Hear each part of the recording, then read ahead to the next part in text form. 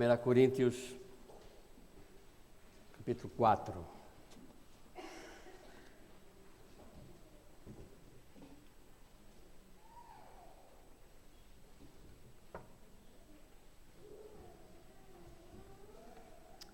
Primeira Coríntios, capítulo 4. Estaremos lendo do verso 1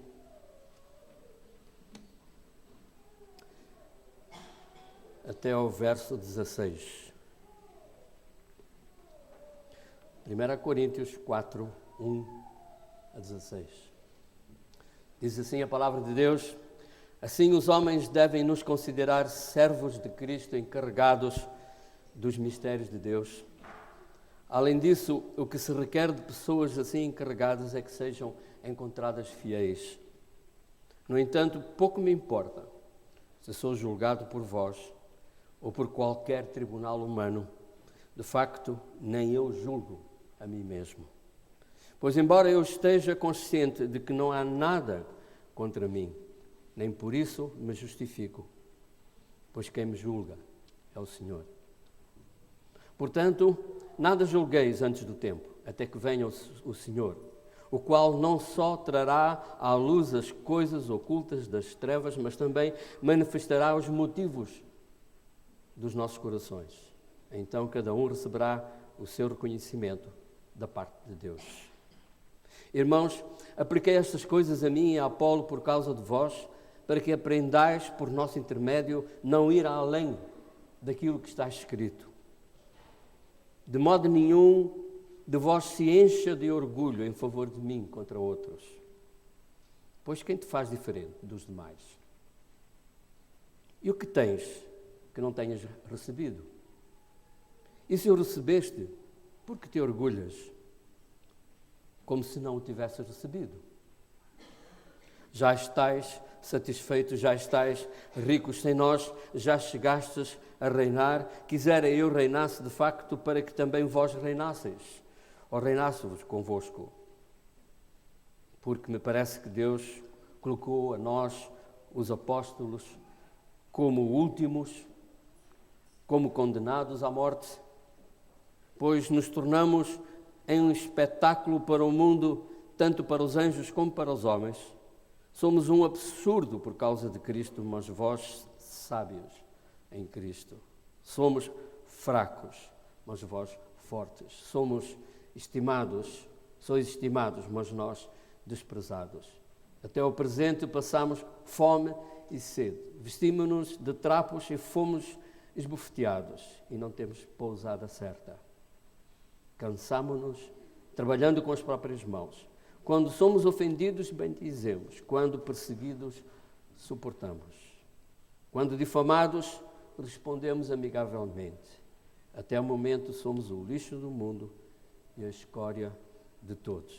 Não escrevo estas coisas para vos envergonhar, mas para vos advertir como a filhos amados.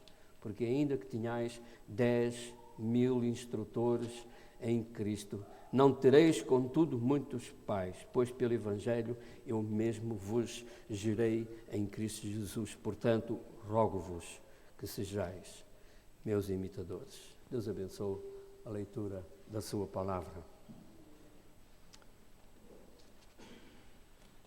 Quando veio a Reforma Radical, e a Reforma Radical foi uma reação à Reforma que Lutero, Zwinglio e Calvino dirigiram, em que eles acharam que esses reformadores não tinham levado a reforma até ao ponto que era necessário, que faltavam algumas coisas na reforma que estava a ser agora oficializada e que se tornou oficial em alguns estados até aos dias de hoje, como na Suíça ou como os luteranos na Alemanha. Mas havia aquele grupo de irmãos que quiseram que havia a necessidade de ir ainda mais longe do que aquilo que havia sido feito por aqueles homens mais importantes. É interessante aquilo que aconteceu. Alguns, por exemplo, no seu radicalismo, foram ao ponto de exigir que todas as pessoas se vestissem da mesma forma e da mesma maneira, ou seja, com roupas iguais. para não haver distinção entre eles. E as roupas todas eram em tons neutros, ou brancas, ou de cor escura, ou cinzentas. E muitos dos desenhos e pinturas da época retratam aqueles homens e aquelas mulheres, às vezes na sua congregação, exatamente vestidos da mesma forma e da mesma maneira. Alguns continuaram com esse hábito até hoje. E entre os Amish, por exemplo, que vivem em algumas colónias, não só nos Estados Unidos, como no Uruguai, no Paraguai, em algumas regiões da África do Sul, outros lugares do mundo ainda usam a mesma roupa, todos se vestem de igual. Não tem nada a ver com esses rapazinhos dos Mormons que andam aí a 2 e 2 com o seu disco dos Elders, não tinha nada a ver com isso. Aquela é outra distinção. Naquele tempo, na Reforma Radical, a distinção era a seguinte, era não haver distinção nenhuma entre os membros da Igreja. Todos tinham os mesmos direitos, todos eram iguais. Não importava a idade, a cor da sua pele, não importava a sua profissão, nada daquilo que eram, faziam ou tinham. Mas quando vinham para o culto, uma mesma roupa, tudo igual. Naturalmente, isso com o tempo passou. Como algumas das outras distinções radicais que eles tiveram, passaram. Eu estou-me a lembrar, por exemplo, dentre esses Amish, não só os Amish, os Schwencvelders também, e outros grupos radicais que saíram dessa reforma, em que se isolaram em vários lugares do mundo, em zonas remotas, com difícil acesso, sem eletricidade, onde era proibido ter eletricidade, era proibido ter, por exemplo, um rádio. Eu me lembro ainda quando criança, quando apareceu o primeiro rádio, entre as igrejas evangélicas surgiu um movimento de que que o rádio era diabólico e que não se devia ouvir o rádio. Vá lá, na nossa casa pelo menos, somente ao domingo, o rádio era fechado. Mas houve exageros, como sempre. Parece-me que o exagero hoje é ao contrário. Não a uniformidade para não haver distinção, mas a desigualdade para haver distinção. Hoje o mundo procura que o homem se apresente distinto, diferente, que se destaque, que tenha alguma coisa melhor, maior que os demais. O mundo hoje procura que a pessoa desenvolva qualidades, não de serviço aos outros, mas de destaque de si mesmo, como sucesso, como fama, como fortuna. Inclusive há movimentos religiosos que todos nós conhecemos muito bem, que reivindicam o direito não só de ter roupas caras, mas um bom carro, uma boa casa. E a fé deles é mal dirigida, porque dirigem a fé para as coisas materiais, em vez de dirigirem a fé para a vida espiritual. Quando Paulo está a falar com estes irmãos de Coríntios, era uma igreja onde havia problemas. E os problemas da igreja de Corinto eram enormes. E às vezes eu dou graças a Deus, porque a igreja de Corinto era uma igreja com tantas dificuldades, com tantos problemas, e em situações tão difíceis e tão complicadas, que quando comparamos qualquer uma das nossas igrejas com esta igreja de Corinto, nós estamos tão bem. Melhor do que eles, achamos. Pelo menos por aquilo que é aparente. Não temos os problemas que eles tiveram, as dissensões, as lutas, as desconfianças, as disputas entre os líderes. Não tivemos escândalos em que a sociedade ficasse abalada. É verdade que quando os homens começam a olhar para os homens, alguma coisa de errado sempre acontece. Ele começa, no início desse capítulo, no versículo 1, assim os homens devem nos considerar servos de Cristo encarregados dos mistérios de Deus. Provavelmente a sua versão terá uma palavra diferente. Não diz servo, pois não. Diz devem-nos considerar, e antes de dispenseiros, qual é a palavra? Ministros. Umas dizem ministros e dispenseiros, outros dizem como a minha, servos e encarregados. Interessante que essa primeira palavra, que é traduzida por ministros, essa primeira palavra que é traduzida por servos, a palavra hiperete, era um nome que era dado ao remador naquelas galés, aqueles barcos a remos antigos, com vários estágios. Normalmente tinham 3 estágios de remadores, e aqueles remadores que ficavam no estágio mais baixo, acorrentados ao próprio remo, tinham este nome. E ele diz que os homens devem nos considerar a quem é um ministro, devem nos considerar como um hiperete, como alguém que está claramente para servir e não para ser servido. Alguém que faz um trabalho básico, um trabalho de baixo,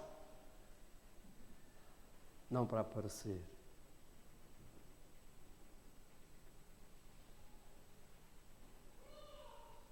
Nós vemos nas televisões evangélicas, os canais evangélicos, a competição de mostrar riqueza, a competição de mostrar fatos novos, de marca, a competição em mostrar prosperidade, a competição em ter-se fé na fé, em ter-se fé na palavra preferida, em vez de ter-se fé em Cristo Jesus, em nos considerarmos como ministros, dispenseiros de Deus, servos. Jesus Cristo já tinha dito em relação aos seus próprios discípulos que ele não tinha vindo para ser servido, mas para servir, e assim como o Pai me enviou, eu vos envio a vós também. A atitude de servo tem que ser alguma coisa constantemente presente nas nossas vidas. A nossa mente, o nosso coração tem que ser determinado pelas necessidades daqueles que nos cercam. Nós não podemos desenvolver uma atividade qualquer espiritual dentro da nossa igreja ou da igreja a que eu pertença, porque eu quero, porque eu acho, porque é interessante ou porque está na moda.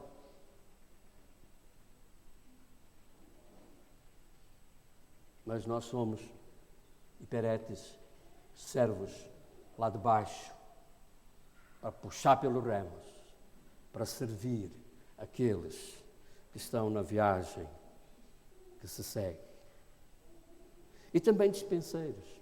Aqui a palavra encarregados dos mistérios de Deus, aos dispenseiros do mistério de Deus, esta palavra significa alguém que um dia vai ter que prestar contas de como usou as coisas do seu mestre, do seu Deus. Aquilo que nós fazemos, aquilo que nós desenvolvemos, os ministérios que nós temos nas nossas próprias mãos, pelos quais nós somos responsáveis. E, meus irmãos, quando eu falo de ministérios, não estou a falar dos ministérios que estão oficializados nos estatutos de uma igreja ou no seu regulamento interno, mas aquilo que resulta do dom que Deus te deu. Em 1 Coríntios, no capítulo 12, está escrito claramente que o Espírito Santo nos dá dons conforme Ele quer, visando o bem comum. E de certeza, à tua volta há pessoas cujo bem ainda não foi atendido pelo dom que tu tens. Alguns nem sabem que dom têm. Alguns ainda perguntam o que é isso. Há muita gente que não consegue distinguir aquilo que o Espírito Santo lhe deu no momento da sua conversão e que serve claramente para desenvolver, não necessariamente oficialmente ou oficiosamente, um ministério, para que haja uma operação do Espírito na vida das pessoas e na vida da congregação. Se eu perguntasse a cada um de vós, olhar para quem está ao lado e fazer assim a pergunta: o que é que eu posso fazer por ti? O que é que tu precisas que eu te faça? Em que é que eu posso te servir? Em que é que eu posso ministrar à tua vida? Não pode existir entre nós somente um tempo de comunhão, quando temos um culto dentro de um horário, dentro de um calendário, e dentro desse horário e desse calendário nós funcionarmos. Temos que funcionarmos como corpo de Cristo aqui e lá fora. Não perder o contacto entre nós e saber que as nossas tarefas não terminam quando saímos daquela porta lá para fora. Mas realmente elas deveriam começar quando passamos daquela porta para lá. Por isso ele diz no verso 2, isto requer que as pessoas assim encarregadas sejam encontradas fiéis.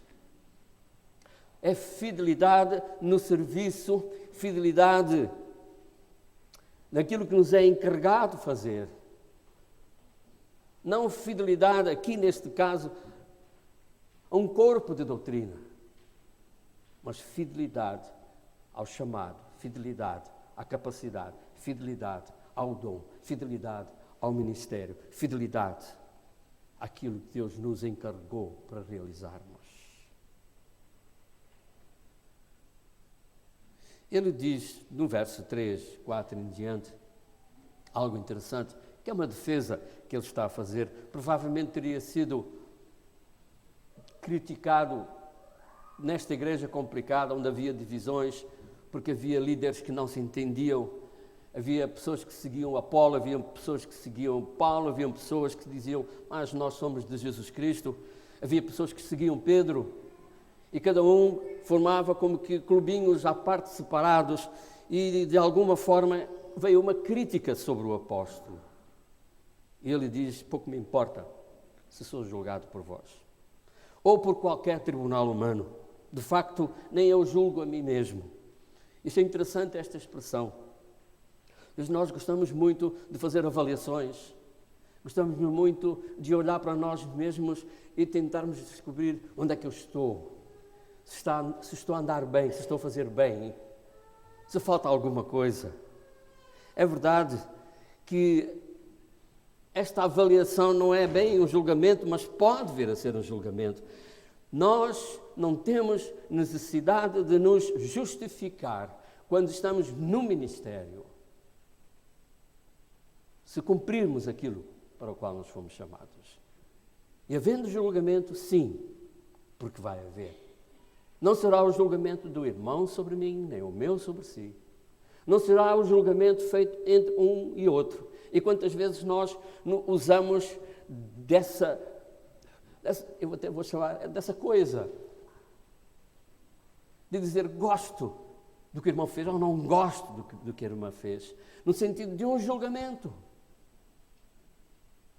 Não somos chamados a julgar ninguém, aliás, Cristo avisou-nos claramente que nós não devemos nos julgar, porque com a medida com que eu estou a julgar, nessa mesma medida, eu serei julgado. E se a minha medida é falsa ou incompleta, ou não reconhece a verdade por inteiro, ou não sabe o que está para lá daquilo que é aparente, se Deus me vai julgar dessa forma, eu estou mal, muito mal.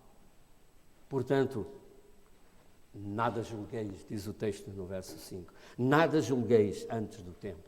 Sim, porque haverá um tempo em que nós podemos julgar, o tempo em que nós vamos julgar, o tempo em que nós seremos julgadores, no tempo em que nós seremos juízes, mas esse é o tempo quando Cristo voltar e for instituído aquele tribunal global, onde as nações que o perseguiram e não aceitaram serão julgadas e nós seremos co-juízes com Jesus Cristo. Sim, somente nessa altura nós teremos o direito de julgar. Não julgueis antes do tempo, até que venha o Senhor, o qual não só trará à luz as coisas ocultas das trevas, mas também manifestará os motivos escondidos do coração. E muitos de nós têm segredos escondidos, muitos de nós têm pecados secretos, muitos de nós têm coisas que elas mesmas não gostam disso e fazem e praticam e está escondido, mas um dia há de ser revelado. Eu pensava até há um tempo atrás que quando houvesse essa revelação nesse julgamento final, eu passaria a maior das vergonhas da minha vida. Até descobrir que o texto diz, então, cada um receberá o seu reconhecimento da parte de Deus. Naquela altura, a nossa justificação será completa e feita, finalmente, uma vez por todas, na declaração em Deus me dizer limpo, de qualquer mancha, de qualquer culpa, de qualquer pecado. Naturalmente que os problemas ali naquela igreja eram outros, não só estas questões que estamos a falar, de ter uma ideia errada do ministério, de haver julgamento entre os irmãos, por aquilo que nós vemos no verso 6, ele diz que aplico estas coisas a mim e a Apolo por causa de vós, para que aprendais por nosso intermédio não ir além do que está escrito. Nós não precisamos de acréscimos às Escrituras, nós não precisamos de novas interpretações das Escrituras, nós não precisamos que venha alguém nos dizer alguma coisa mais, além daquilo que já está escrito, daquilo que já está completo. Em Hebreus, no primeiro capítulo está escrito, Deus antigamente falou aos pais, pelos profetas, muitas formas, de muitas maneiras, mas nestes últimos dias, nos falou, e o verbo ali no grego quer dizer definitivamente, nos falou de uma vez por todas, por Cristo Jesus, o nosso Senhor. No entanto, há livros por aí a dizer como é o céu,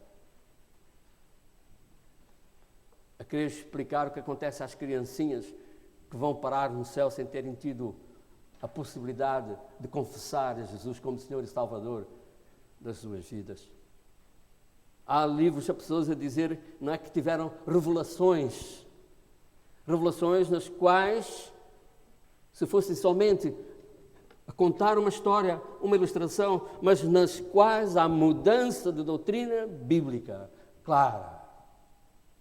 Não podemos aceitar, de forma alguma, não podemos ir além daquilo que está escrito. Já chega a ficarmos aquém, e muitas vezes ficamos aquém. Podemos fazer melhor, podemos fazer mais, tanto mais para fazer, mas, por favor, além do que está escrito, não. De modo nenhum. Ele diz, de modo nenhum de vós se encha de orgulho em favor de um contra o outro. E entra numa argumentação interessante. Às vezes nós vemos no Facebook, no WhatsApp, e eu uso muito isso. E não é só diversão, não. Eu estava a explicar lá, hoje, na classe dos jovens, que pelo WhatsApp eu faço aconselhamento a várias pessoas.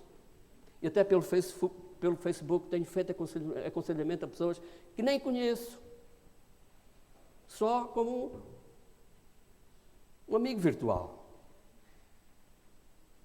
Também me rio às vezes. Mas o que eu queria dizer, aquilo que eu quero salientar, que às vezes aparece lá no Facebook pessoas, eu não quero exagerar, mas orgulhosas, além do normal, pela sua beleza, por aquilo que fazem, por aquilo que conseguiram. E aqui o apóstolo Paulo diz uma coisa interessante, veja no verso 7, pois quem te faz diferente dos demais? Eu gostava de ser mais alto, não tenho culpa. Tenho um irmão com 1,80 m e poucos, tenho outro irmão com 1,70 m e não sei quantos, o meu pai também tinha 1,80 m e não sei quantos, o meu avô também era um homem alto, que chegava quase ao 1,90 m, e eu fiquei cá no 1,60 m e qualquer coisinha, mas a minha mãe tem 1,5 m, o que é que eu vou fazer? Sei a minha mãe. Vou reclamar por causa disso? Quem te faz diferente dos outros? E o que tens que não tenhas recebido? Se tens o olho azul bonito, não foste tu, foi teu pai e a tua mãe. Não é?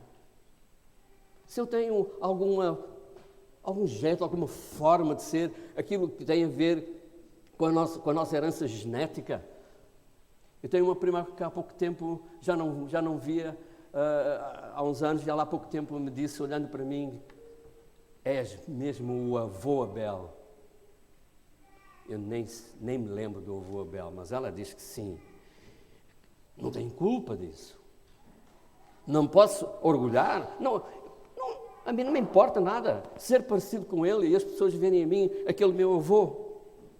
Continua o nome dele e até o físico dele.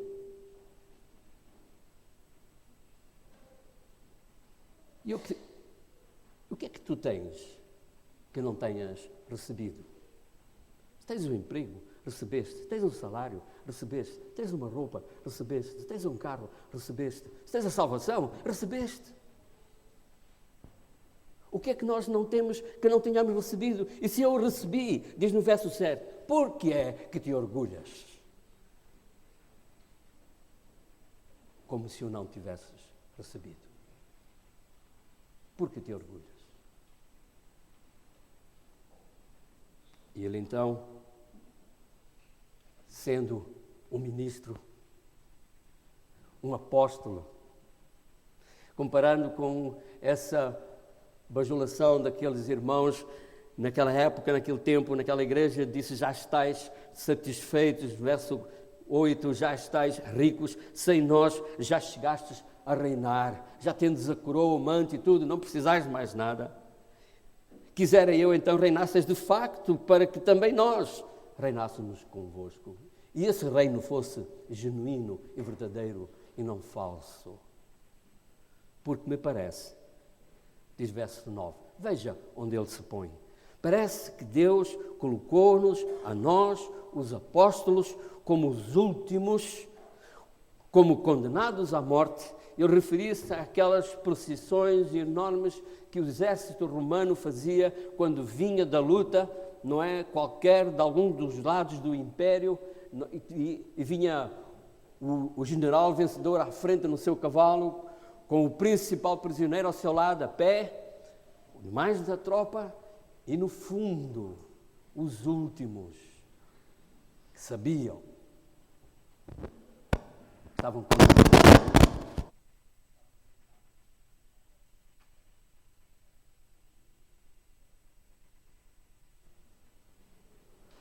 Se alguma coisa aconteceu, ok, o som já voltou.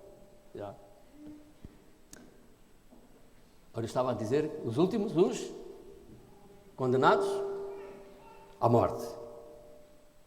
É por isso também que Paulo, um pouquinho à frente, em 2 Coríntios, diz que nós também somos levados em triunfo por Cristo Jesus. Nessa coluna temos um cheiro de Cristo em nós, cheiro esse que para uns é cheiro de vida para a vida, mas para outros é cheiro de morte para a morte. Depende se aceitam a salvação ou não aceitam a salvação.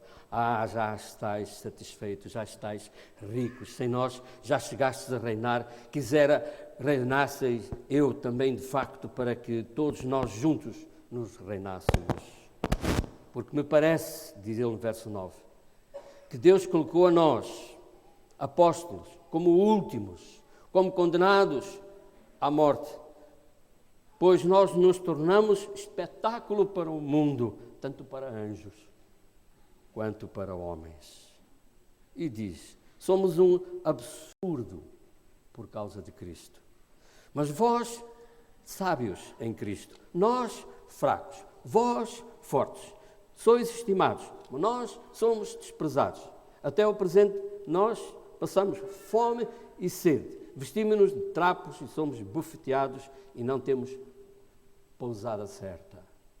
Cansamos-nos trabalhando com as nossas mãos. Quando somos ofendidos, bendizemos. Quando perseguimos, suportamos. Quando difamados, respondemos amigavelmente. Até o momento somos o lixo do mundo e a escória de todos. E, meus irmãos, quando leio isto, e vemos essa propaganda que existe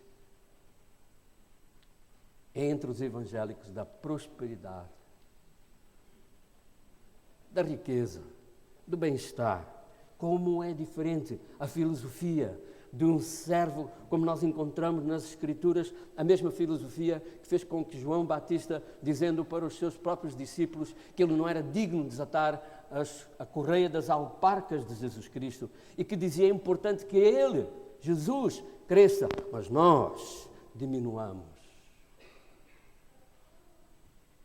Não precisamos ser os anónimos de Jesus, mas é importante que em cada passo, é importante que em cada ação, é importante que em cada manifestação da nossa vida, Cristo seja visto.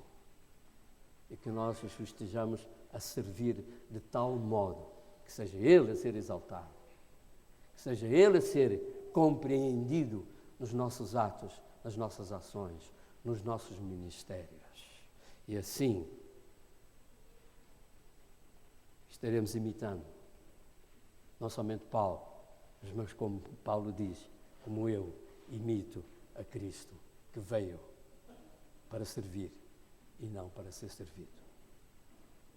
Deus nos abençoe, meus irmãos, e nos ajude no sentido também de nós entendermos, em primeiro lugar, somos servos, dispenseiros, daremos contas. Em segundo lugar, não temos a propriedade nem o ofício de julgar os demais. E em terceiro lugar, mesmo aquilo que é escondido um dia será revelado, e que a justificação completa naquele juízo final nos será dada por Cristo Jesus, nosso Senhor e Salvador. Em último lugar, não ir além daquilo que está escrito. Como eu disse, já chega estarmos aquém do que está escrito. Mas não vamos além. Não vamos atrás de modas. Não vamos atrás de tendências. Não vamos atrás de filosofias e jeitos humanos de fazer religião para atrair pessoas. Porque a atração daquele que é pecador não pode ser nem a forma, nem os conteúdos humanos, mas somente a figura, a obra e a pessoa de Jesus Cristo.